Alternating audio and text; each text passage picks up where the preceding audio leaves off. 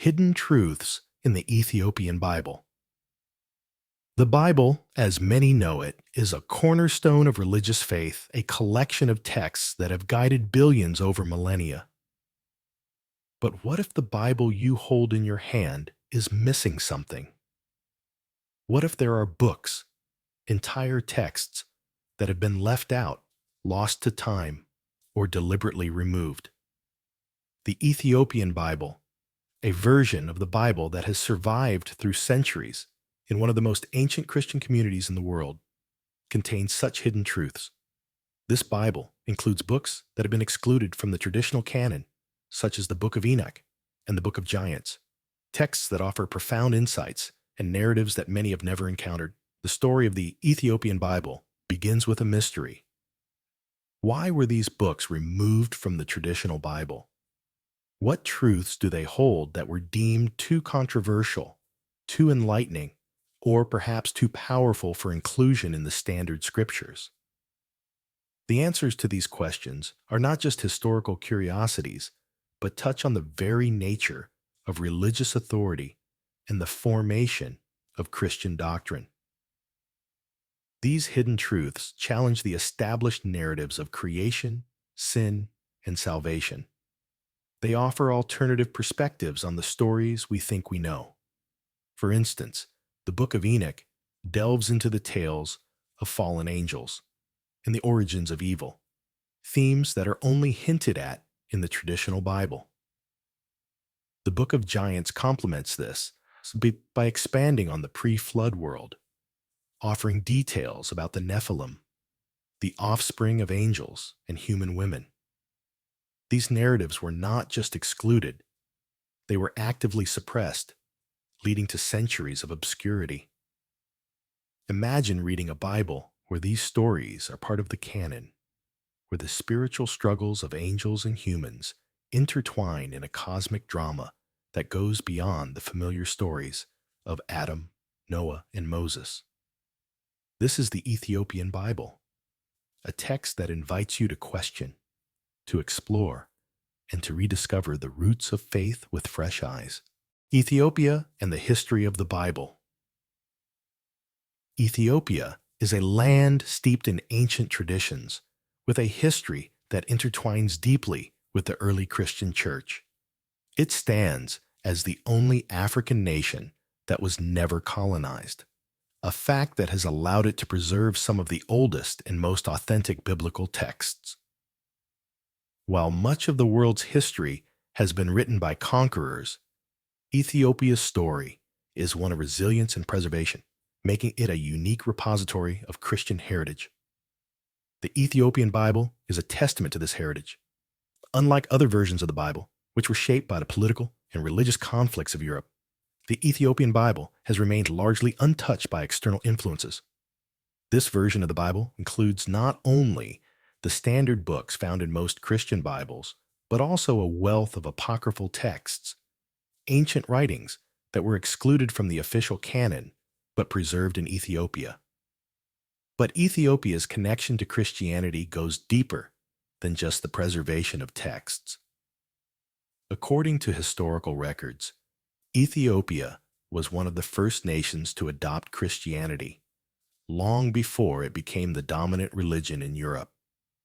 The conversion of Ethiopia is linked to the story of Philip and the Ethiopian eunuch, one of the earliest non-Jewish converts to Christianity, as recounted in the Book of Acts. This story highlights Ethiopia's early and enduring connection to the Christian faith, a connection that has been maintained through centuries of isolation from the broader Christian world. Ethiopia's unique position in the history of the Bible is not just a matter of geography, but of spiritual significance. The country's adoption of Christianity in the 4th century, the translation of the Bible into the ancient Ge'ez language, and the continued use of these texts in Ethiopian worship underscore the deep and abiding faith of this nation. The Ethiopian Bible is not just a relic of the past, it is a living testament to the resilience and continuity of Christian tradition in one of the oldest Christian nations in the world. Apocrypha and Biblical History. The word apocrypha comes from the Greek word meaning hidden or secret. It refers to a collection of ancient texts that, while not universally accepted as part of the canonical scriptures, hold varying degrees of religious significance. These texts include religious writings that were included in some versions of the Old Testament, but are not found in the Hebrew Bible. For many early Christian communities, these texts were considered divinely inspired, but over time, they were excluded from the canonical Bible during various church councils. The reasons for their exclusion are complex and multifaceted. The early church leaders, who were tasked with deciding which texts would be included in the Bible, had to navigate a delicate balance between theology, politics, and cultural considerations. The Council of Nicaea.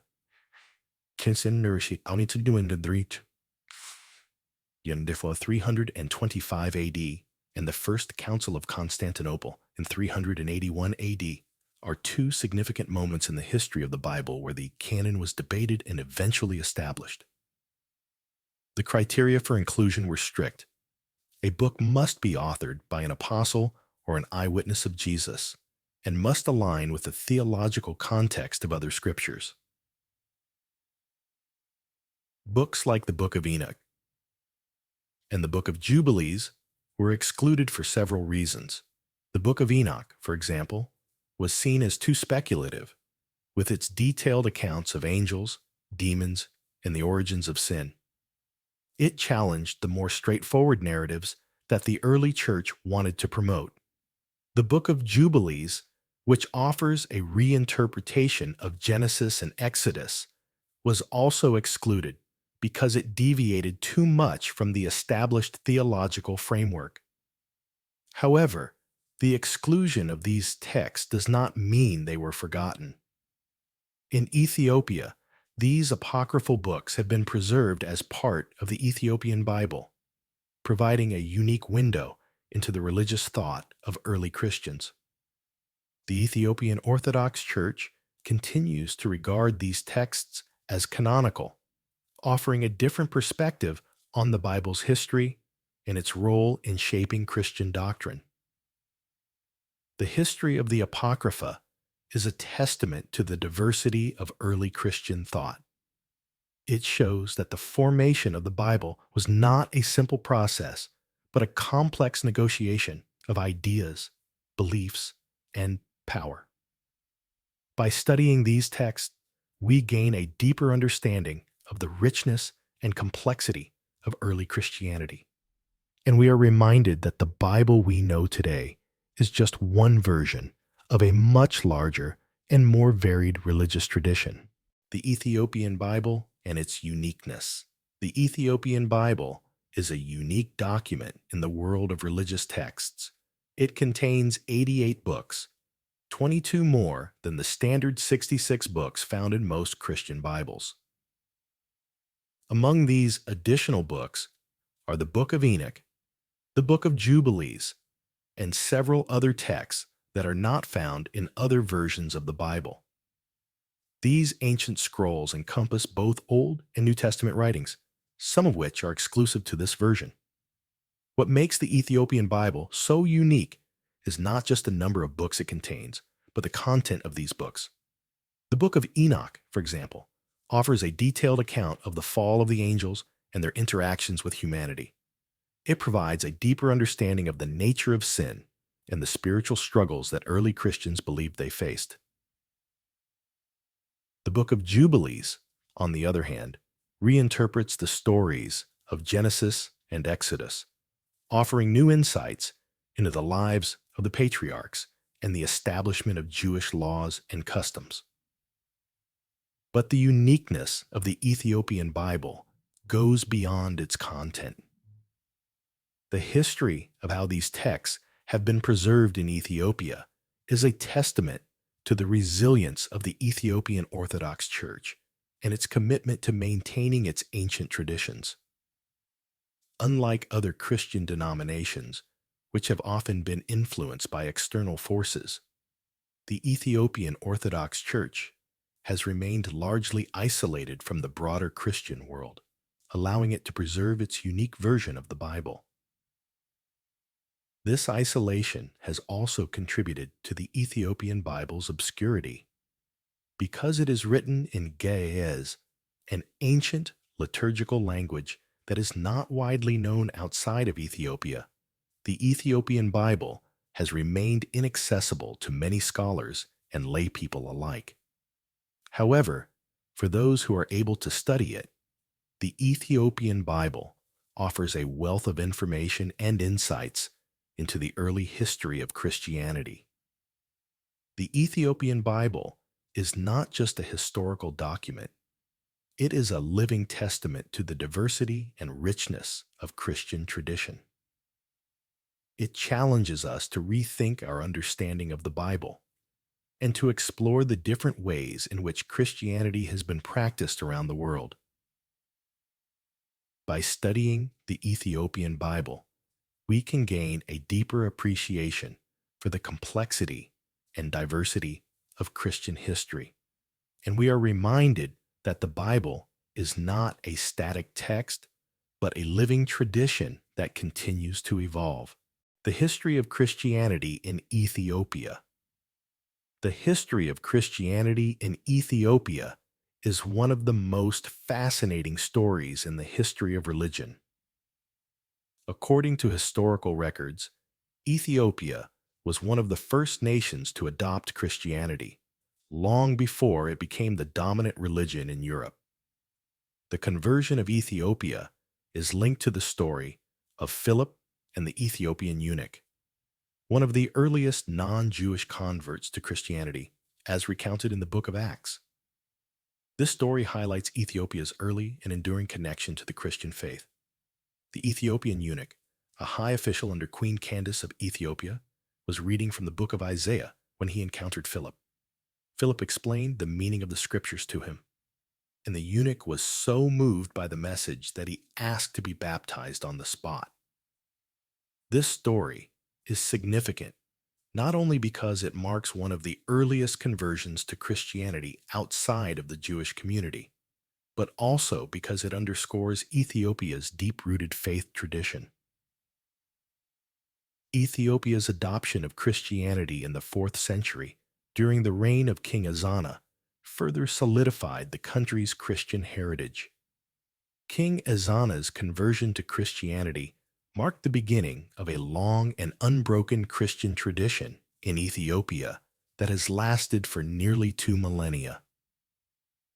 The translation of the Bible into Ge'ez, the ancient liturgical language of Ethiopia, made the scriptures accessible to the Ethiopian people in their native language, allowing for direct engagement with the Word of God and fostering a robust, deeply rooted Christian culture. The Ethiopian Orthodox Church, which traces its origins to this early period, has played a crucial role in preserving the unique traditions and texts of Ethiopian Christianity. Unlike other Christian denominations, which have often been influenced by external forces, the Ethiopian Orthodox Church has remained largely isolated from the broader Christian world, allowing it to maintain its ancient practices and beliefs. The history of Christianity in Ethiopia is not just a story of religious conversion. It is a story of cultural and spiritual resilience. Ethiopia's unique position as one of the oldest Christian nations in the world has allowed it to preserve a version of Christianity that is deeply rooted in the traditions of the early church. The Ethiopian Bible, with its wealth of apocryphal texts and unique interpretations of biblical stories, is a testament to this rich heritage. Decisions to exclude. Books from the Bible. The formation of the Bible, as we know it today, was far from straightforward. It was a process fraught with challenges, debates, and pivotal decisions that would shape the course of Christian history. Early church leaders faced the daunting task of determining which texts would be included in the Bible and which would be excluded. These decisions were not based solely on theology, but were deeply influenced by politics, cultural context, and the pressing need to establish a unified Christian doctrine that could stand the test of time. In the early centuries of Christianity, the faith was anything but monolithic. Diverse communities across the Roman Empire held various texts in high regard, with each group interpreting the teachings of Jesus and the apostles through their unique cultural and theological lenses. This diversity, while rich and vibrant, posed a significant challenge for the early church. Without a standardized set of scriptures, the risk of fragmentation and doctrinal confusion was high. The church needed to create a cohesive, authoritative canon that could unify believers and provide a consistent foundation for Christian teaching. The Council of Nicaea.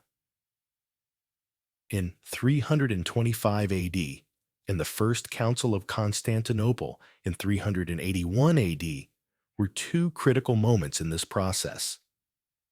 These councils were not merely gatherings of theologians, but were significant events in the history of Christianity, where the future of the faith was debated and decided. The criteria for inclusion in the Bible were stringent. A text had to be attributed to an apostle or a direct eyewitness of Jesus, and it had to align with the theological framework that the church was striving to establish. This framework was essential for creating a canon that was not only theologically sound, but also capable of supporting a unified Christian identity across the empire. However, these decisions were not driven solely by theological concerns. The early church was deeply intertwined with the politics of the Roman Empire. As Christianity spread and gained influence, the need for a unified doctrine that could consolidate the church's power and authority became increasingly important. A fragmented church with divergent teachings could weaken the faith's influence and undermine its growing role within the empire. Thus, the process of canonization was as much about establishing ecclesiastical control as it was about preserving spiritual truth. The exclusion of certain texts from the Bible was not without controversy. Many of the books that were left out had been widely read and revered in early Christian communities. The Book of Enoch, for example, offered a detailed account of the fall of the angels and their interactions with humanity, a story that captured the imagination of many early Christians. Despite its popularity, the Book of Enoch was excluded because it was seen as too speculative and divergent from the more straightforward narratives that the church wanted to promote. Similarly, the Book of Jubilees, which reinterpreted the stories of Genesis and Exodus, offering additional context and insight into the lives of the patriarchs and the establishment of Jewish law, was also excluded. The reasons for excluding these texts were varied and complex. Some were excluded because their content was considered too controversial or speculative. Others were left out because they introduced ideas that deviated too far from the emerging orthodoxy that the church sought to establish. In some cases, the exclusion of these texts was also influenced by political considerations, as church leaders sought to present a unified and consistent doctrine to both their followers and the broader Roman society. Yet the exclusion of these texts from the official Bible does not mean they were forgotten. In Ethiopia, for example, many of these apocryphal books were carefully preserved and continue to be regarded as canonical by the Ethiopian Orthodox Church. The Ethiopian Bible, which includes texts like the Book of Enoch and the Book of Jubilees, offers a fascinating alternative perspective on the Bible's formation. It challenges us to reconsider the decisions made by the early church councils and to explore the richness and diversity of early Christian thought. The impact of these exclusionary decisions is profound. The version of the Bible that most people are familiar with today, such as the King James Bible, reflects the choices made by those early church councils. By excluding certain texts, the King James Bible and other similar versions have shaped a particular understanding of Christian doctrine that has become deeply embedded in Western religious thought. These versions of the Bible have become the standard for millions of believers around the world, but they represent only one of many possible versions of the Bible that could have existed. The Ethiopian Bible, with its inclusion of texts that were excluded elsewhere, invites us to think critically about the process of canonization and to appreciate the diversity of beliefs and practices that existed in early Christianity. The story of the Bible's formation is a reminder that what is now considered the authoritative Word of God was once the subject of intense human deliberation, influenced by a complex interplay of theological, political, and cultural forces. As we reflect on these decisions, it becomes clear that the Bible is not just a static religious text, but a living document shaped by history. The inclusion and exclusion of certain books have had a lasting impact on how Christianity is practiced and understood today. By revisiting these decisions and exploring the texts that were left out, we gain a deeper and more nuanced understanding of Christian history and the diverse beliefs that have shaped the faith over the centuries.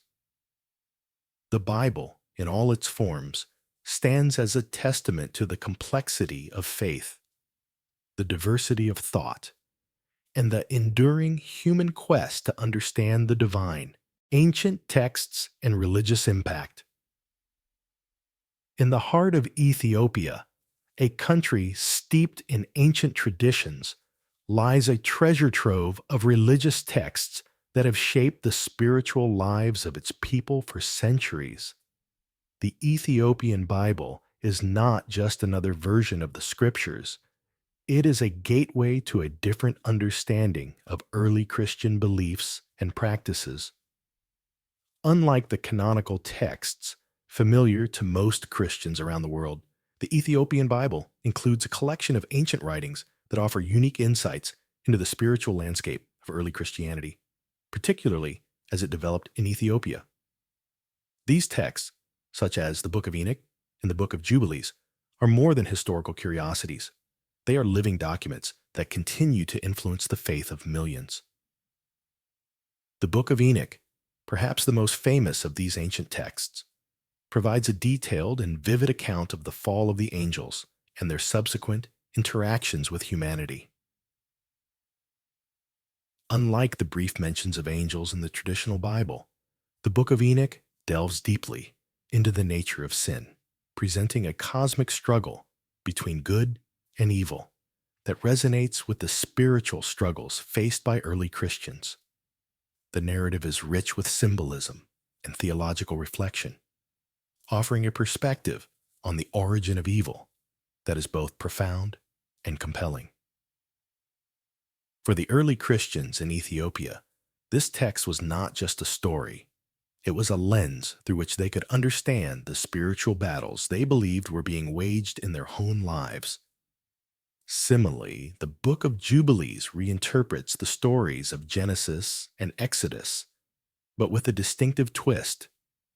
This text offers a unique chronicle of time, presenting the history of the world through a series of jubilees or periods of 49 years.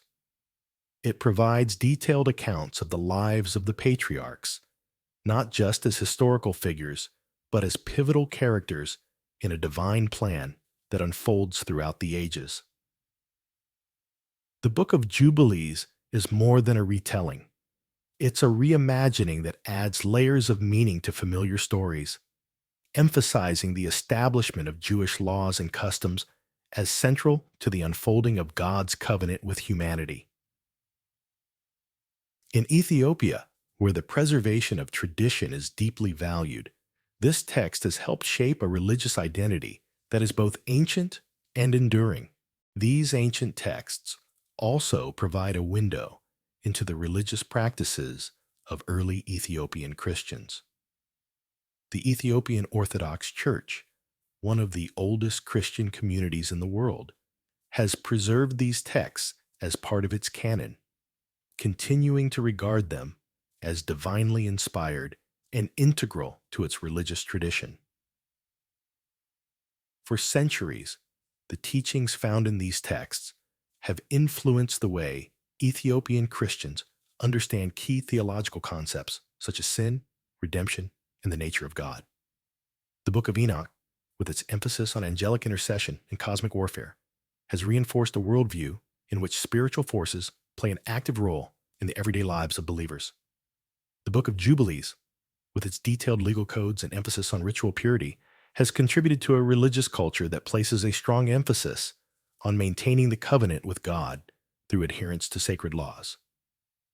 But the impact of these texts is not confined to Ethiopia. The preservation of these ancient writings offers a unique opportunity for scholars and theologians around the world to explore the diversity of early Christian thought. In studying the Ethiopian Bible, we are reminded that the Bible we know today is just one version of a much larger and more varied religious tradition. The inclusion of texts like the Book of Enoch and the Book of Jubilees challenges the traditional boundaries of the biblical canon and invites us to reconsider what it means to be part of the Christian faith. The Ethiopian Bible, with its wealth of ancient texts and unique interpretations of biblical stories, forces us to rethink our understanding of Christianity. It reveals a form of the faith that is deeply rooted in tradition, but also open to different interpretations and expressions. These texts offer a richer, more complex narrative of humanity's relationship with the divine, one that has been preserved in Ethiopia for centuries and continues to inspire believers today. In the broader context of Christian history, the Ethiopian Bible stands as a testament to the diversity of early Christian thought. It shows us that the development of Christianity was not a uniform process, but a tapestry of different traditions and beliefs, each contributing to the rich and complex history of the faith. By studying these ancient texts, we gain a deeper appreciation for the ways in which Christianity has been practiced and understood across different cultures and eras. The Ethiopian Bible challenges us to expand our horizons and embrace the full scope of Christian tradition, offering a glimpse into a world where the divine and the human meet in unexpected and profound ways. The genealogy of Noah and the importance of Ham.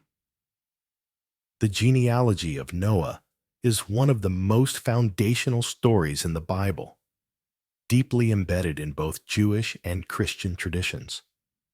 This ancient tale does more than trace the lineage of humanity from Noah's three sons, Shem, Ham, and Japheth.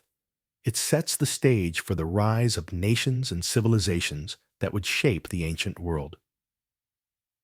After the freak catastrophic flood, these three sons are said to have repopulated the earth, with each son's descendants spreading across different regions, laying the groundwork for diverse cultures and peoples. The story is not merely a historical account. It is a narrative rich with symbolic meaning, reflecting the theological and cultural concerns of the societies that told it. Of Noah's three sons, the story of Ham is particularly significant when it comes to understanding the historical and spiritual legacy of Africa and the Near East. The Bible identifies Ham as the progenitor of several key nations, including Cush, often associated with Ethiopia, Mizraim, Egypt, and Canaan. These nations are not just geographical entities. They are deeply intertwined with the religious and cultural narratives of the Old Testament.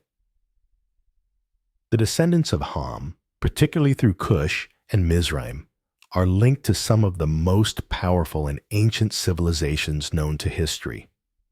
Their stories echo through the pages of the Bible, providing a backdrop for many of the pivotal events in biblical history. Ham's legacy, however, is complex and multifaceted. The story of Ham has often been interpreted in ways that have had significant implications for how different cultures and peoples have been viewed throughout history. In the biblical narrative, Ham is the father of Canaan, whose descendants are later cursed by Noah, a curse that has been interpreted and reinterpreted over centuries. This curse has been the subject of much theological debate, particularly regarding its implications for the descendants of Ham and their perceived roles in the world. While some have misused this story to justify social hierarchies and divisions, a closer examination reveals a much more nuanced picture. The Ethiopian Bible offers a unique perspective on the story of Ham and his descendants, one that is deeply connected to the spiritual and cultural identity of Ethiopia. In this version of the Bible, ancient texts like the Book of Enoch and the Book of Jubilees provide additional layers of meaning to the story. The Book of Enoch, for instance, gives a detailed account of the interactions between the descendants of Ham and the fallen angels, adding a cosmic dimension to the narrative. This text delves into the origins of sin, portraying the descendants of Ham as central figures in the spiritual struggles that define early humanity. The fallen angels, or watchers, who rebelled against God, are said to have corrupted the lineage of Ham, leading to a deeper understanding of the moral and spiritual challenges faced by his descendants.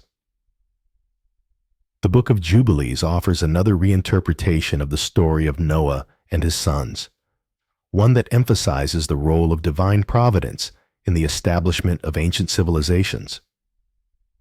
According to this text, the world is divided into specific portions for each of Noah's sons, with Ham's descendants inheriting the lands of Africa and parts of the Near East. This division of the world is seen as part of God's plan, with each son's lineage playing a unique role in the unfolding of human history. The Book of Jubilees presents the descendants of Ham not merely as passive recipients of a curse, but as active participants in the divine narrative, with their own distinct place in the history of salvation. In these Ethiopian texts, the story of Ham and his descendants is not just a cautionary tale, but a complex narrative that explores themes of sin, redemption, and divine justice.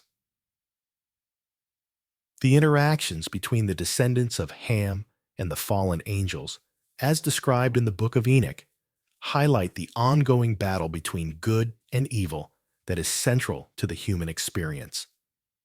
This struggle is not limited to one group of people, but is a universal challenge that affects all of humanity. The story of Ham, as preserved in the Ethiopian tradition, also reflects the broader cultural and spiritual identity of Ethiopia itself. Ethiopia has long been regarded as a unique and significant player in the history of Christianity, with its own rich traditions and interpretations of biblical events. The Ethiopian Orthodox Church, which has preserved these ancient texts, continues to view them as integral to its religious heritage. The story of Ham, as told in the Ethiopian Bible, is seen as part of the larger narrative of Ethiopia's place in the divine plan, a narrative that emphasizes the country's ancient and enduring connection to the biblical world. The genealogy of Noah and the story of Ham are far more than historical curiosities. They are key to understanding the broader narrative of human history and the development of ancient civilizations. By examining these stories through the lens of the Ethiopian Bible, we gain a deeper appreciation for the complexity and diversity of the biblical narrative. These texts challenge us to reconsider traditional interpretations and to explore the different ways in which the story of Ham and his descendants has been understood throughout history. The story of Ham, when viewed in its full context, offers a powerful reminder of the interconnectedness of all human history. It highlights the ways in which different cultures and peoples have contributed to the development of civilization, each playing a unique role in the unfolding of God's plan. In the Ethiopian tradition, the story of Ham is not a story of defeat or condemnation, but one of resilience, complexity, and profound spiritual significance. It invites us to look beyond simplistic interpretations and to embrace a richer, more nuanced understanding of the human experience as reflected in the biblical narrative. The impact of geographical and cultural history. The development of ancient civilizations is inextricably linked to the geographical and cultural contexts in which they arose. The Bible, one of the oldest and most influential texts in human history, offers a narrative that intertwines the origins of different peoples with the landscapes they inhabited. The descendants of Noah's sons, Shem, Ham, and Japheth, are depicted as the forebears of nations that would grow and spread across the earth, each establishing distinct cultures and societies. This narrative provides not only a genealogical record, but also a framework for understanding how geography and culture shaped the ancient world. The Bible's depiction of these early migrations and the subsequent development of civilizations is more than just a recounting of historical events. It is a lens through which the relationships between people, land, and divine purpose are explored. The sons of Noah, after the flood, ventured into different directions, establishing lineages that would become the foundation of various ancient civilizations. Shem's descendants are traditionally associated with the Semitic peoples, including the Israelites and Arabs. Japheth's lineage is often linked to the populations of Europe and Asia, while Ham's descendants are connected to Africa and parts of the Near East. One of the most compelling stories that illustrate the impact of geographical and cultural history is that of Nimrod, a descendant of Ham. According to the Bible, Nimrod was not only a mighty hunter, but also a powerful leader who founded some of the earliest cities in the ancient Near East, such as Babel, Erech, and Akkad. These cities are more than just places on a map. They represent the early centers of civilization, where humanity began to organize itself into complex societies with distinct cultural and religious identities. Nimrod's story is particularly significant because it encapsulates the intersection of power, culture, and geography. Babel, which later becomes the site of the Tower of Babel, is depicted as a place where humanity's ambition to reach the heavens results in divine intervention. The confusion of languages and the scattering of peoples from Babel is a pivotal moment in the biblical narrative, symbolizing the origins of cultural diversity and the spread of different civilizations across the earth. Nimrod's role as a founder of cities places him at the heart of this transformation, highlighting the importance of leadership and vision in the development of ancient societies. The Ethiopian Bible, with its unique preservation of ancient texts, offers additional layers of interpretation to these stories. For instance, the Book of Enoch provides a detailed account of the interactions between the descendants of Ham and the fallen angels, known as the Watchers. This text explores the idea that these angelic beings, who defied God, played a role in corrupting humanity by imparting forbidden knowledge. The descendants of Ham, including Nimrod, are thus portrayed as figures who were deeply influenced by these spiritual conflicts. This narrative adds a cosmic dimension to the story, suggesting that the development of ancient civilizations was not only shaped by human endeavor, but also by supernatural forces. The Book of Jubilees, another ancient text preserved in the Ethiopian Bible, offers a reinterpretation of the story of Nimrod and the early cities he established.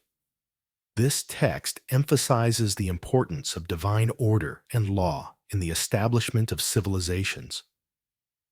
According to the Book of Jubilees, the descendants of Noah were given specific lands by God, and their task was to inhabit and cultivate these regions according to divine commandments. Nimrod's establishment of cities is therefore seen not just as an act of human ingenuity, but as part of a larger divine plan.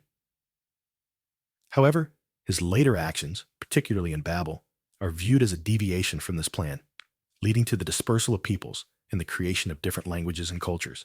These interpretations from the Ethiopian Bible challenge us to rethink the traditional narratives of ancient history. They suggest that the rise of civilizations was not a straightforward process of human achievement, but one that was fraught with spiritual and moral complexities. The stories of Nimrod and the early cities he founded are emblematic of the broader themes of ambition, power, and the consequences of human actions in the biblical narrative. The impact of geographical and cultural history on the development of ancient civilizations is not just a matter of historical record. It is integral to understanding the broader narrative of human history. The Bible's portrayal of these early civilizations reflects the belief that geography and culture are not merely backdrops to human events, but active forces that shape the destiny of nations. The lands inhabited by the descendants of Noah's sons were seen as divinely appointed, with each region carrying its own spiritual significance. This view is reinforced by the stories of cities like Babel, where human actions in specific geographical locations have profound spiritual consequences. By studying these stories, we gain a deeper appreciation for the complexity and diversity of the biblical narrative. The Bible does not present a monolithic view of history, but rather a tapestry of interconnected events, where geography, culture, and divine will are in constant interplay. The Ethiopian Bible, with its additional texts and interpretations, enriches this tapestry by providing alternative perspectives on the same events, highlighting the multiplicity of ways in which ancient civilizations can be understood. The development of ancient civilizations, as depicted in the Bible, is a reminder that history is not only about the past, but also about the forces that continue to shape our world today. The stories of Nimrod, Babel, and the early cities of the Near East are not just ancient tales. They are reflections of the ongoing human quest for meaning, power, and identity in a world where geography and culture remain central to our understanding of who we are. Through these stories, the Bible offers a profound commentary on the nature of civilization itself, inviting us to reflect on the ways in which our own societies are shaped by the landscapes we inhabit and the cultural histories we inherit. Conclusion: the Ethiopian Bible is not just a collection of religious texts. It is a portal into a world of hidden truths and ancient wisdom that has been preserved for centuries. The stories and teachings found in these texts offer a different perspective on the Bible and provide a unique window into the religious thought of early Christians. By studying the Ethiopian Bible, we can gain a deeper appreciation for the richness and diversity of Christian tradition and explore the different ways in which Christianity has been practiced around the world. The Ethiopian Bible challenges us to rethink our understanding of the Bible and to explore the different ways in which Christianity has been practiced throughout history. These texts offer a richer, more complex narrative of humanity's relationship with the divine, one that has been preserved in Ethiopia for centuries. If you are interested in learning more about the Ethiopian Bible and the secrets it holds, I encourage you to explore these ancient texts for yourself. The insights they offer may change the way you think about the Bible and its role in shaping our world today.